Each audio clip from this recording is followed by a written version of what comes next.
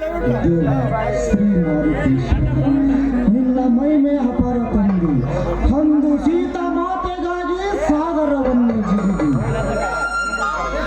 ಅದರಂತೆ ನನ್ನ ಈ ಭವಸಾಗರವನ್ನು ನನ್ನ ಕರುಣೆ ಕೃಪೆ ತೋರಿಸಿ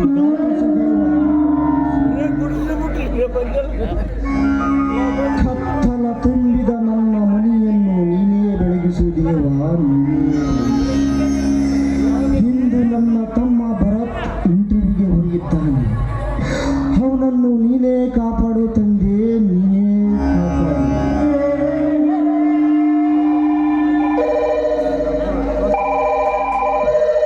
ಹಲೋ ಹೇ ಭರತ್, ನೀನು ಹೋದ ಕೆಲಸ ಏನಾಯಿತು?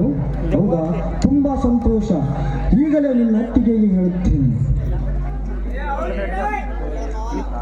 ಸೀತಾ, ಹೇ ಸೀತಾ,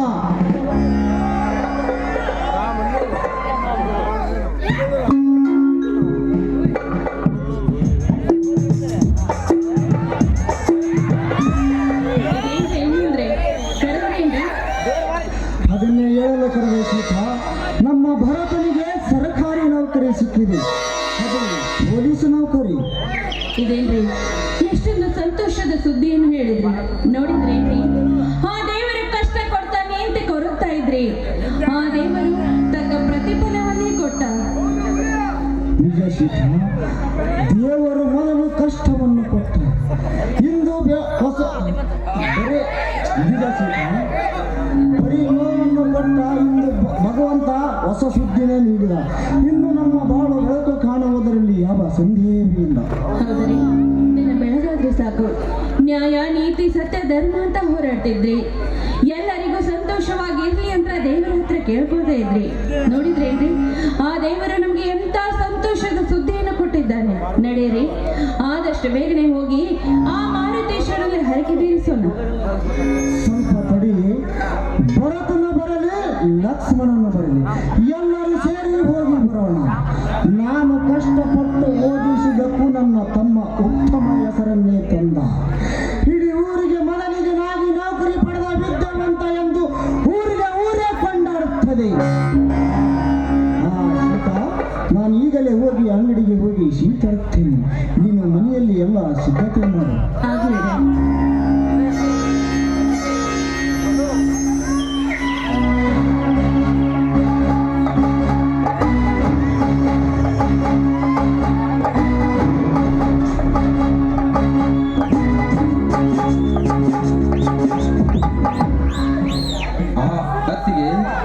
ಇದೇನಿದು, ತುಂಬಾ ಸಂತೋಷದಲ್ಲಿದ್ದಂತೆ ಕಾಣುತ್ತದೆ. ಮತ್ತೇನಾದರೂ ನಮ್ಮ ಮನೆಗೆ ಪುಟ್ಟ ಮಗು ಬರುವ ಲಕ್ಷಣ ಇದೆಯೋ ಏನು?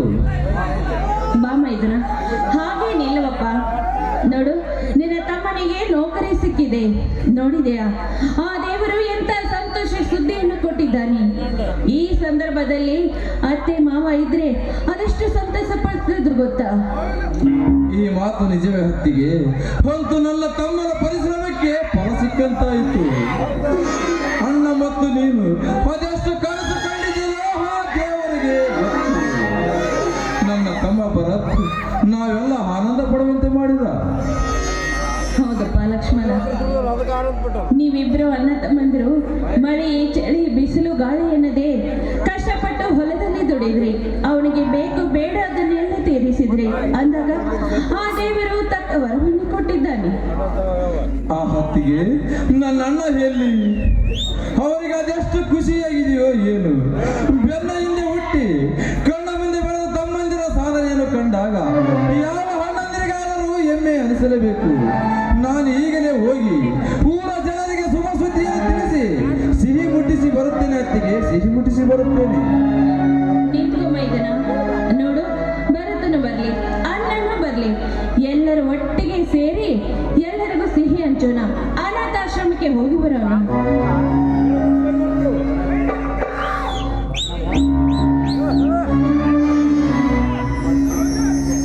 ಅತ್ತಿಗೆ, ಚೆನ್ನಾಗಿದ್ದೀಯೇನಮ್ಮ? ನನಗೆ ಆಶೀರ್ವಾದ ಮಾಡೋ ಅತ್ತಿಗೆ.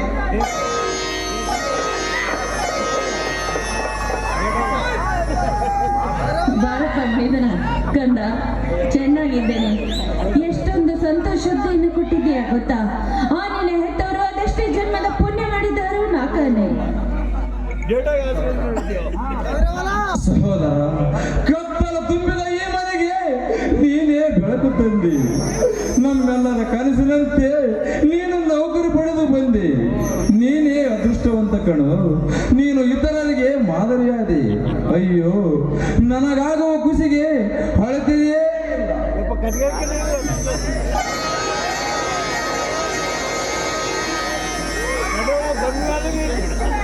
ಅಣ್ಣ, ನನ್ನ ಕನಸುಗಳಿಗೆ ನಿಮ್ಮ ಕನಸುಗಳನ್ನು ಬಲಿ ಕೊಟ್ಟಿದ್ದೀರಿ. ನನ್ನ ಕೈ ಕೊಳೆಯಾಗದಂಗೆ ಚೆನ್ನಾಗಿ ನೋಡಿಕೊಂಡಿದ್ದೀರಿ. ಪ್ರತಿ ತಿಂಗಳು ನೀವು ಕಳಿಸಿದ ಹಣವನ್ನು ವ್ಯರ್ಥವಾಗಿ ಖರ್ಚು ಮಾಡದೆ ಸದುಪಯೋಗ ಪಡಿಸಿಕೊಂಡು ಈ ಪೊಲೀಸ್ ಹುದ್ದೆಯನ್ನು ಪಡೆದಿದ್ದೇನೆ.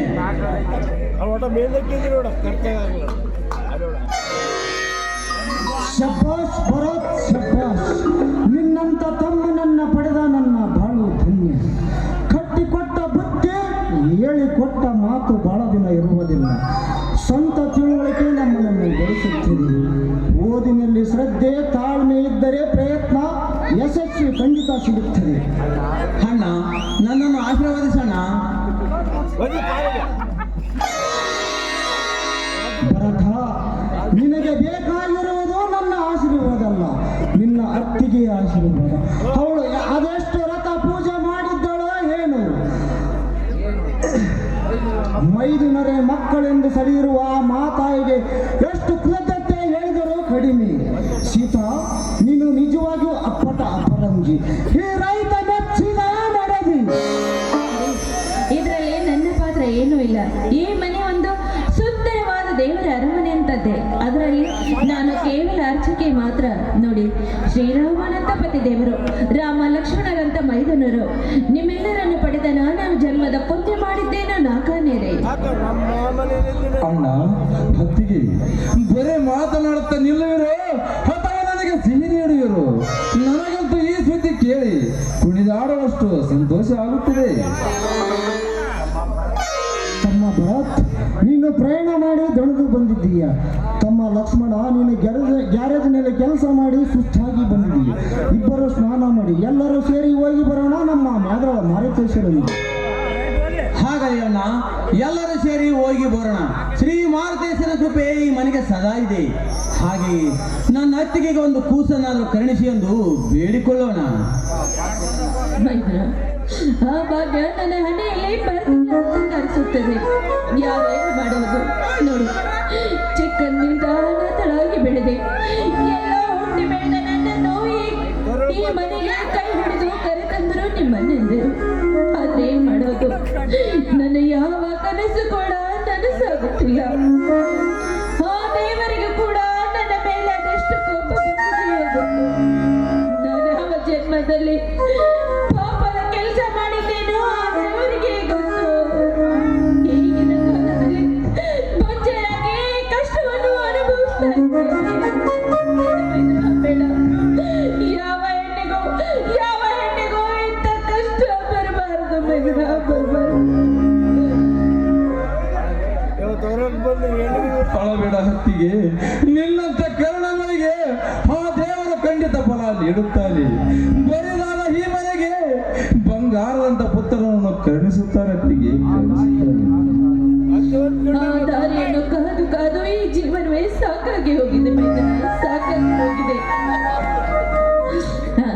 ಇರ್ಲಿ ಬಿಡಪ್ಪ, ನನ್ನ ವಿಷಯ ಆಮೇಲೆ ನೋಡಿದ್ರಾಯ್ತು. ನೋಡು, ನೌಕರಿ ಸಿಕ್ಕಿದೆ. ಆದಷ್ಟು ಬೇಗನೆ ಇವನಿಗೆ ಕಟಿ ಹುಡುಕಿ ಮದುವೆ ಮಾಡಬೇಕು. ಇವನ ಮಗನಿಂದಾದ್ರೂ ಈ ಮನೆ ಬೆಳಗಲಿ ಮೈದನ. ನಿಜ ಸೀತಾ, ಮಕ್ಕಳಿಗಾಗಿ ಕಾದು ಕಾದು ಕೊರಗುವುದಕ್ಕಿಂತ ನನ್ನ ತಮ್ಮ ಭರತನಿಗೆ ಒಂದು ಕನ್ಯೆ ಹುಡುಕಿ ಜನ ಮೆಚ್ಚುವಾಗಿ ಮದುವೆ ಮಾಡೋಣ. ಅಂದಾಗೆ ಭರತ್ ಕನ್ಯೆಯನ್ನು ನಾವು ಹುಡುಕಬೇಕು ಅಥವಾ ನೀನು ಎಲ್ಲಿಯಾದರೂ ಹುಡುಕಿದ್ದೀಯ? ಅಣ್ಣ, ನಾನು ಈಗಾಗಲೇ ಒಬ್ಬ ಹುಡುಗಿನ ಮನಸಾರೆ ಮೆಚ್ಚಿ ಪ್ರೀತಿಸಿರುವೆ. ಮದುವೆ ಆದರೆ ಅವಳನ್ನೇ ಮದುವೆ ಆಗೋದಾಗಿ ಮಾತು ಕೊಟ್ಟಿದ್ದೆ. ಭರತ್, ಈ 8 ಸಾಕಿದ ಹೆಣ್ಣ ಹತ್ತಿಗೆ ಅವರ ಒಂದು ಮಾತು ಕೇಳದೆ ನೀನು ಅವಳಿಗೆ ಹೇಗೆ ಮಾತು ಕೊಟ್ಟಿರುವೆಯ? ಹೇಳಿ ಬಿಡುವ ಲಕ್ಷ್ಮಣ, ಕನ್ಯೆ ಹುಡುಕುವ ತೊಂದರೆಯನ್ನು ತಪ್ಪಿಸಿದ್ದಾನೆ. ತುಂಬಾ ಸಂತೋಷಪ್ಪ. ಆ ಹುಡುಗಿ ಯಾರು ನೋಡಬಹುದೇ? ಅಣ್ಣ, ಸುಧಾ ಅಂತ ಇಲ್ಲೇ ಬಾದಾಮಿ ಹುಡುಗಿ. ಪಾಪ ಅವಳಿಗೆ ತಂದೆ ಇಲ್ಲ, ತಾಯಿ ಇಲ್ಲ, ಅನಾಥೆ. ಅವಳ ನಡೆನುಡಿಯನ್ನು ಕಂಡು ನಾನು ಮನಸ್ಸೋತಿದ್ದೇನೆ. ಮದುವೆ ಆದರೆ ಅವಳನ್ನೇ ಮದುವೆ ಆಗೋದಾಗಿ ಮಾತು ಕೊಟ್ಟಿದ್ದೇನಣ್ಣ. ಪರವಾಗಿಲ್ಲ ಬಿಡು ಭರತ. ನೋಡು, ನಾನು ಅನಾಥಳು, ಅವಳು ಕೂಡ ಅನಾಥಳು ಅಂತ ಹೇಳ್ತಾ ಇದೀಯಾ? ನೋಡು, ಈ ಮನೆಗೆ ಸೊಸೆಯಾಗಿ ಬಂದು ಈ ಮನೆಗೆ ನಮ್ಮೆಲ್ಲರ ಜೊತೆ ಹೊಂದಿಕೊಂಡು ಹೋದ್ರೆ ನನಗಷ್ಟೇ ಸಾಕು. ಹಾ ಮೈದ್ರ, ಈಗ ಅವಳೆಲ್ಲಿದ್ದಾಳೋ? ಇಲ್ಲೇ ಅತ್ತಿಗೆಮ್ಮ.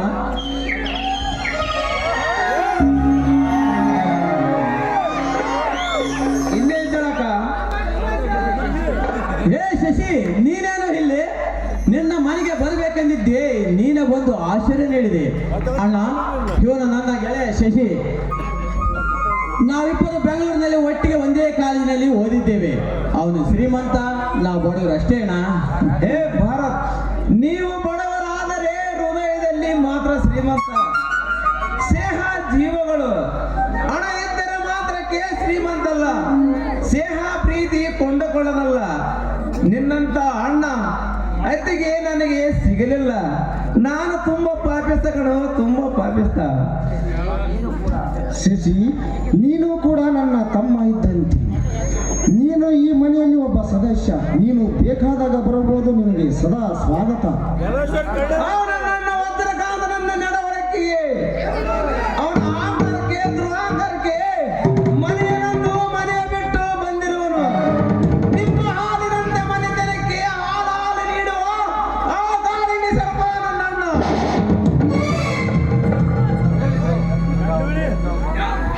ಇರಲ್ಲ ಬಿಡು ಶಶಿ, ಪಾಪಿ ಹೊಂದನಿಗೆ ನೀನು ಪುಣ್ಯವಂತ ತಮ್ಮ. ಅವನು ಕ್ರೂರಿಯಾದರೆ ನೀನು ಪರ ಉಪಕಾರಿ.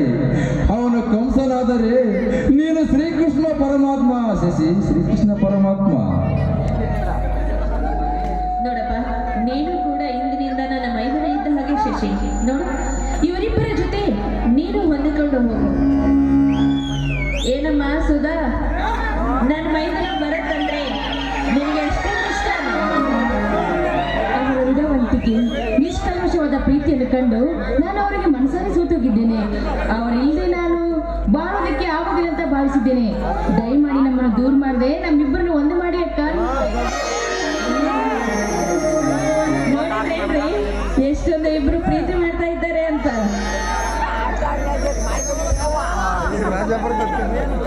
ನೀನೇ ನನ್ನ ತಮ್ಮನಿಗೆ ತಕ್ಕ ಸತಿ. ನಾವು ಒಂದೇ ವೇಳೆ ಹುಡುಕಿದ್ದರೆ ನಿನ್ನಂತ ಸುಂದರವಾದ ಹೆಣ್ಣನ್ನು ತರುವುದು ಕಷ್ಟವಿತ್ತು. ಬಯಸಿದ ಬೆಳ್ಳೆ ಕಾಲಿಗೆ ಸುತ್ತಿಕೊಂಡಂತಾಗಿದೆ. ಇದೇ ವರ್ಷವೇ ನಿಮಗೆ ಮದುವೆ ಮಾಡಿ ಶುಭಾರಿಸುತ್ತೇವೆ. ನೋಡು ಸುಧಾ, ಇದು ರೈತ ಮನೆತನ. ಈ ಮನೆತನದ ಕೀರ್ತಿ ಕಳಸಕ್ಕೆ ಕಿಂಚಿತ್ತು ಬಂದ ಬರವಾಗೆ ನೋಡಿಕೊಳ್ಳುವ ಭಾರ ನಿನ್ನದು.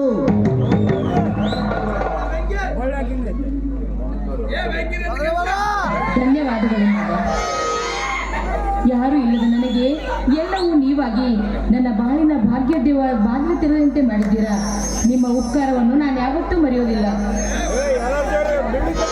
ಅಂತೂ ನನ್ನ ತಮ್ಮನಿಗೆ ನೌಕರಿ ಸಿಕ್ಕಿತ್ತು. ನನಗೆ ಒಬ್ಬ ಒಳ್ಳೆಯ ಸೊಸೆ ಸಿಕ್ಕಳು. ಇದೇ ಬೇಗ ಬೇಗ ಬನ್ನಿರಿ. ಇದೇ ಸಂತೋಷದ ಸಮಯದಲ್ಲಿ ಎಲ್ಲರೂ ಕೂಡಿ ಒಂದು ಹಾಡನ್ನಾದರೂ ಆಡೋಣ.